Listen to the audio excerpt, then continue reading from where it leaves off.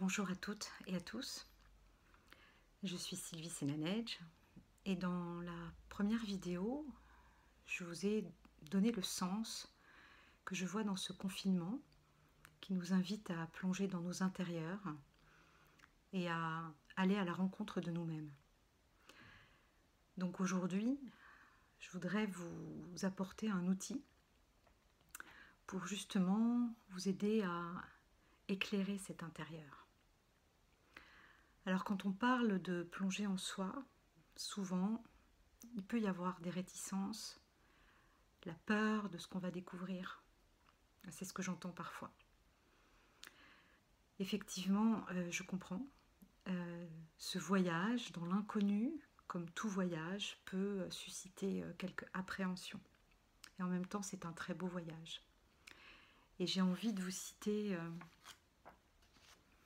d'abord Voltaire, qui a dit « Pour s'élever, il faut descendre profondément en soi ». Et puis un poète persan du XIIIe siècle qui s'appelle Rumi, et qui a dit « Hier, j'étais intelligent et je voulais changer le monde. Aujourd'hui, je suis sage et je me change moi-même. » Voilà, pour vous inspirer au début de cette deuxième vidéo, qui est un peu plus longue que la première, parce que je rentre vraiment dans davantage d'explications. Alors, ce qu'on a vu hier, c'est que dans la vidéo, quand on plonge à l'intérieur de soi, on trouve à la fois de l'ombre et de la lumière. Ce sont les deux polarités indissociables, c'est-à-dire à la fois nos blessures, nos croyances limitantes, nos doutes, nos manques, nos angles morts, mais aussi notre lumière, tous nos talents, nos ressources et nos potentiels non encore accomplis.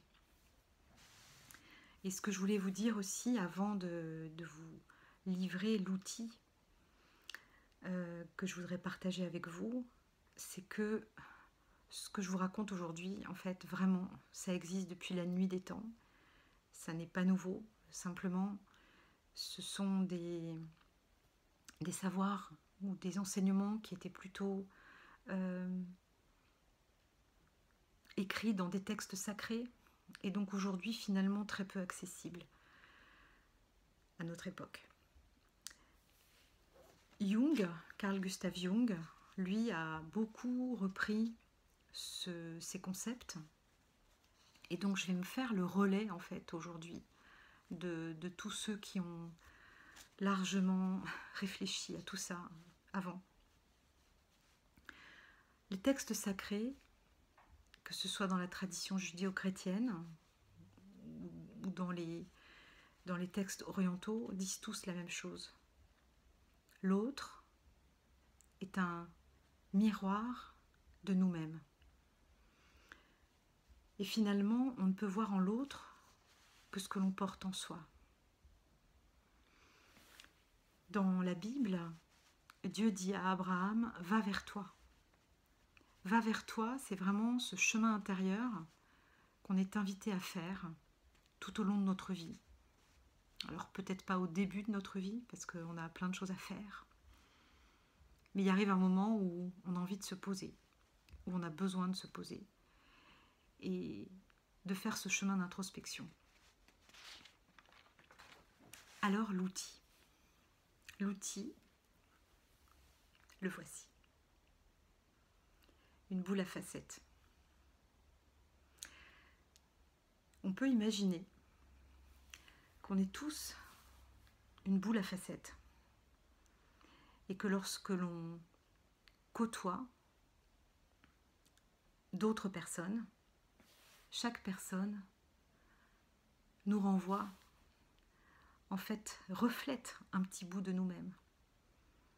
Alors bien évidemment, dans ces facettes, il y a des très belles choses et puis il y a des ombres. Il y a des choses qu'on n'a pas forcément envie de voir. On va dire que c'est la face cachée de la lune, celle qui est derrière. Et donc pour sortir de cette Moi, j'ai vraiment envie de sortir de cette logique de c'est bien, on a des qualités, c'est mal, on a des défauts. Parce qu'on a tendance à culpabiliser en Occident tout de suite dès qu'on parle de quelque chose qui va mal. Alors pour sortir de ça, j'ai envie de partager avec vous la traduction en hébreu, donc je remonte aussi aux sources des textes sacrés. La notion de bien et mal n'existe pas. Le mot bien en hébreu veut dire accompli. Et le mot mal veut dire inaccompli ou non encore accompli. Et donc ça n'a plus rien à voir avec la notion de positif, négatif, mais davantage, ça nous met davantage dans une dynamique de croissance. Et c'est vraiment mon propos. Une dynamique de croissance, c'est-à-dire cette introspection qui nous invite à accomplir ou à transformer ce qui peut l'être. Et finalement, tant qu'on n'a pas croisé ce qui est caché en nous, tant qu'on n'a pas fait remonter à la conscience tout ce qu'on ne voit pas, nos angles morts, eh bien, c'est comme si on ne pouvait pas s'accomplir. C'est-à-dire qu'on a en nous ces deux facettes, ces deux dimensions, accomplies, non encore accomplies, qu'on nomme bêtement qualité, défaut. Mais tant qu'on ne les a pas regardées en face, on ne peut pas s'accomplir. Voilà, ça c'est vraiment... j'insiste dessus parce que rien n'est grave. En fait, c'est pas grave d'avoir des défauts. C'est juste à transformer et c'est juste à voir d'abord et à transformer, mais on verra ça plus tard.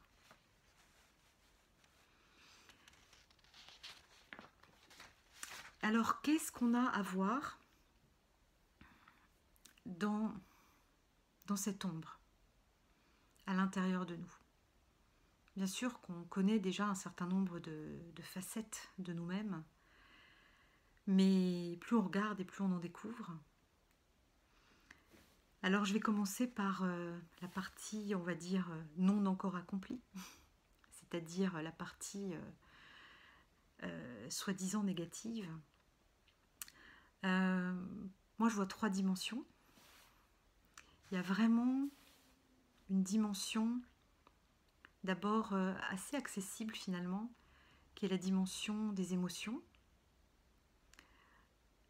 avec les 3 grands registres d'émotions dites négatives, que sont la peur, la colère et la tristesse, avec toutes les nuances possibles derrière ces mots-là, qui sont des mots parfois trop forts. Derrière la colère, il peut y avoir une petite contrariété. Derrière la peur, il peut y avoir une légère appréhension. Et en fait, on passe par ces états d'âme tout au long de la journée. Et si on sait comprendre le message caché que nous envoient ces émotions, alors on descend déjà en soi. C'est tout simple. Les messages cachés derrière nos émotions sont des besoins non satisfaits. C'est vraiment très simple. Derrière la peur, il y a un besoin de sécurité. Derrière la tristesse, il y a un besoin de repli sur soi. Et derrière la colère, il y a un besoin de territoire, de poser des limites. Voilà, je ferai peut-être une vidéo spéciale émotions. Mais en attendant, les émotions, que sont la peur, la colère et la tristesse, sont un des éléments qu'on va aller trouver dans notre ombre. Deuxième élément, j'ai envie de dire, ce sont nos démons intérieurs. Nos démons intérieurs qui sont nommés toujours dans les textes sacrés. Le lion de l'orgueil, la vipère de la médisance, la pieuvre de la jalousie. J'aime beaucoup ces images. Et je trouve que de les nommer sous forme d'animaux, ça peut nous aider à avoir envie de nous en débarrasser. C'est pas très agréable de savoir qu'on a une pieuvre ou une vipère à l'intérieur de nous. Le chemin, c'est que tant qu'on n'en prend pas conscience, ces animaux ont le pouvoir. C'est eux qui décident de nos réactions à notre place. Et donc, en prendre conscience, c'est vraiment ne plus les laisser jouer à notre place, c'est prendre la responsabilité finalement de nos actes, de nos pensées. Et puis, le troisième type d'éléments qu'on va aller trouver, c'est les fameux angles morts.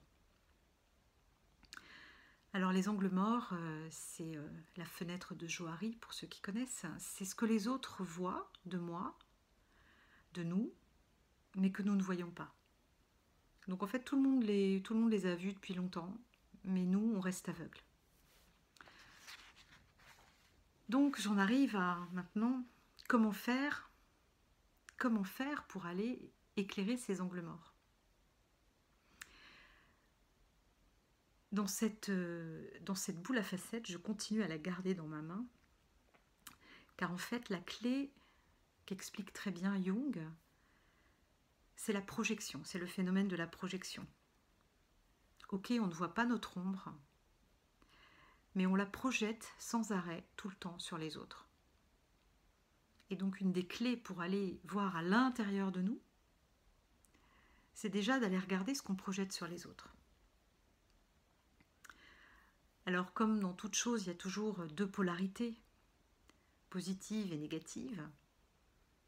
Dans l'ombre, on a aussi une ombre très très belle, une ombre blanche, selon Jung. Cette ombre blanche que nous projetons en permanence sur les autres, ce sont toutes les qualités que nous admirons chez les gens qui nous inspirent. Donc je vous invite à interrompre la vidéo si vous le souhaitez, prendre un papier et noter les 3 personnes qui vous inspirent le plus au monde. Ça peut être des personnages fictifs, ça peut être des héros de bande dessinée, des héros de cinéma, de livres, ça peut être des personnages politiques, des personnages historiques, des personnages religieux. Ça peut être des membres de votre famille. Et de noter ensuite, pour chacun d'eux, les 3 qualités que vous admirez chez eux. Et quand vous aurez fait ce travail, alors vous regarderez en quoi ça parle de vous. Ça parle de vos qualités, de vos ressources, soit que vous avez déjà exprimées au monde, qui sont déjà accomplies, soit qui sont encore en germe en vous, et que vous avez à accomplir, et que vous aspirez à accomplir.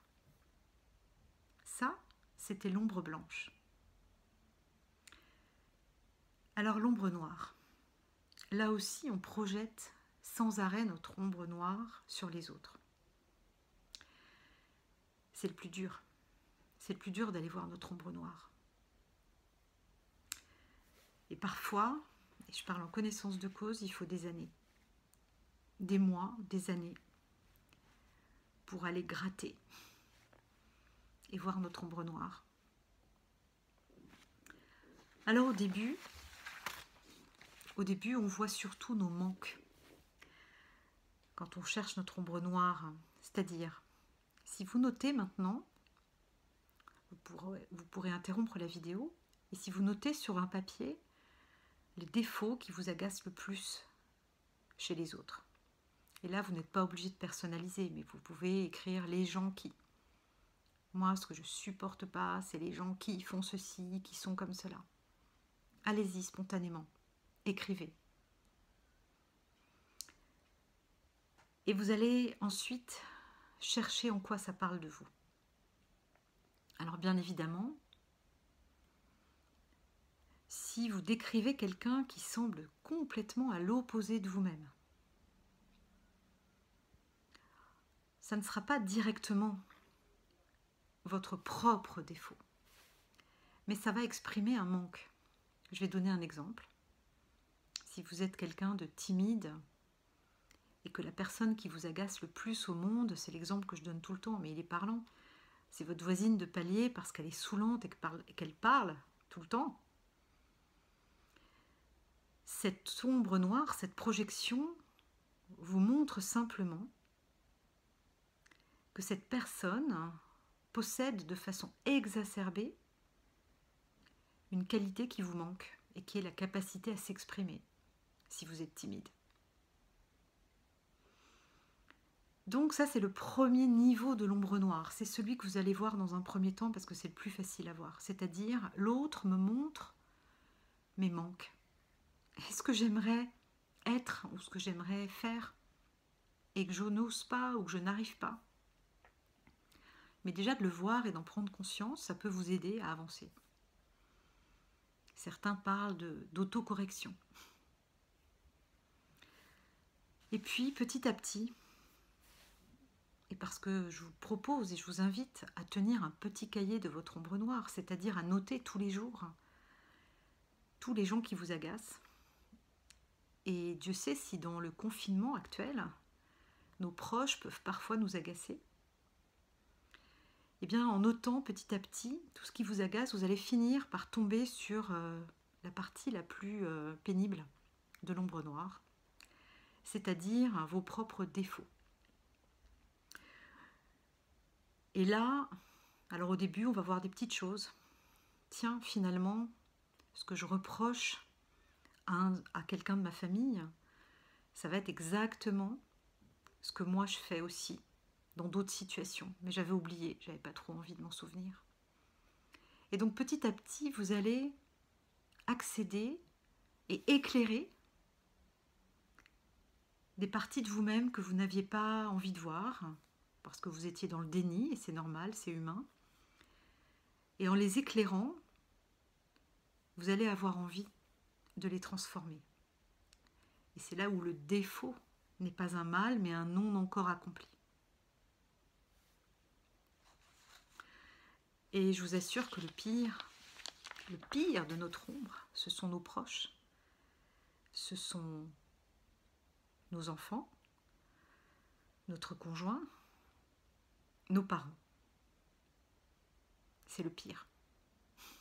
C'est le pire, mais c'est comme ça qu'on peut aussi se transformer et devenir meilleur.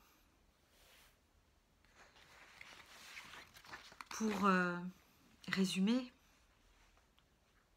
ou donner un nouvel éclairage à cet outil de boule à facettes, je voudrais aussi vous livrer un enseignement qui est bien connu de ceux qui ont justement étudié les textes sacrés ou les initiés, et qui est une sorte de principe universel, qui est que tout ce qui est à l'extérieur est comme ce qui est à l'intérieur, et vice-versa. Tout ce qui est à l'extérieur est comme ce qui est à l'intérieur. Ça nous invite à regarder autrement la réalité. Je vous ai parlé des personnes que vous admirez, votre ombre blanche. Je vous ai parlé des personnes qui vous agacent, qui vous font peur, votre ombre noire. Mais d'une façon générale, on peut aussi extrapoler sur la réalité tout entière qui vous entoure. Et vous pouvez constater qu'on a tous une façon différente de décrypter la réalité. Finalement, cette boule à facettes, c'est un petit peu le plus grand secret du monde. Je vais prendre un exemple. Si on prend l'exemple des attentats du 11 septembre, et si vous vous posez la question de ce qui vous a le plus ému dans cet événement, vous verrez que d'abord ça vous est très personnel et que chacun va poser quelque chose de différent et qu'en fait ça parle de vous. Je vais donner quelques exemples. On peut très bien avoir été ému ou bouleversé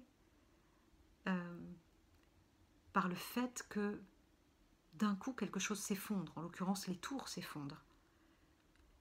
Mais finalement, ces tours qui s'effondrent, c'est quelque chose qui s'est effondré peut-être dans notre vie. Et c'est peut-être ce qui nous fait le plus peur, que quelque chose s'effondre. Peut-être que ça nous renvoie à quelque chose qui s'est effondré un jour dans notre vie, dans notre enfance ou dans notre vie en général. Et donc c'est ça qui va résonner en nous. Alors que pour quelqu'un d'autre, les attentats du 11 septembre, ça peut être par exemple une émotion autour de l'impossibilité d'avoir pu dire à ceux qu'on aime qu'on les aimait. Vous savez, tous ces gens qui étaient arrivés au bureau très tôt le matin et qui ont vu l'autre tour s'effondrer d'abord. Et peut-être que ce qui va nous toucher, c'est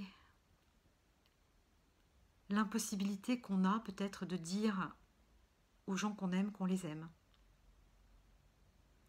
Voilà, ce que je veux dire avec cet exemple, c'est que ce qui nous touche le plus, ce qui nous émeut le plus et provoque des réactions fortes en nous, à l'extérieur, nous renvoie à notre vécu intérieur. Et c'est pour ça qu'on voit tous la réalité de façon différente, car nous sommes tous des boules à facettes. Alors peut-être en conclusion aussi de cette vidéo, quelque chose quand même de très important, c'est que si quelqu'un vous agace, mon message c'est n'essayez pas de le changer. C'est changez-vous vous-même. Alors c'est un vaste programme, on y reviendra, mais ça va sans doute éclairer pour vous la célèbre phrase de Gandhi qui a dit « Soyez le changement que vous voulez voir dans le monde ». C'est ça ce message. Soyez le changement que vous voulez voir dans le monde. Commencez par changer vous-même. Alors comment faire? Que faire de tout ça? Si on se découvre soudain avare, mesquin, égoïste, dans le jugement, enfin bref, tous ces démons intérieurs. Donc surtout, premier message, indulgence, indulgence, bienveillance. Tout le monde est pareil. Ça c'est rassurant au moins. Tout le monde est pareil. Et donc le chemin, il est long, mais il est payant. Le chemin, c'est déjà de se féliciter de le voir. Première chose, c'est de voir. Et Jung disait, tout ce qui ne remonte pas à la conscience revient sous forme de destin. Tout ce dont on n'est pas conscient, finalement, nous pète un jour à la gueule. Je vais dire les choses comme ça, pour traduire Jung. Donc, voir les choses, les ressentir et se donner le droit d'être comme ça. Et puis, ce que je vous propose, c'est que dans la 3e vidéo, je vous donnerai un autre outil, le mot n'est pas forcément exact, mais on va dire une autre méthode, pour justement commencer à transformer. Commencer à transformer tout ce bourbier que l'on découvre en soi. Mais je vous rappelle que au fond du bourbier, dans la mare, dans la vase, qu'est-ce qui peut pousser? Un beau nénuphar. Donc vraiment, c'est un message d'espoir. C'est aussi pour vous encourager à faire ce travail. Parce que dans le bourbier, dans la mare, il y a un très beau nénuphar qui demande à grandir. Voilà. Donc, surtout, ne me croyez pas expérimenter. En fait, oubliez tout. Faites ces petits exercices que je vous ai proposés. Expérimentez et voyez. Et je vous retrouve bientôt dans la 3e vidéo avec une nouvelle méthode pour transformer ce qu'on a vu aujourd'hui. Merci de votre attention. Bonne journée.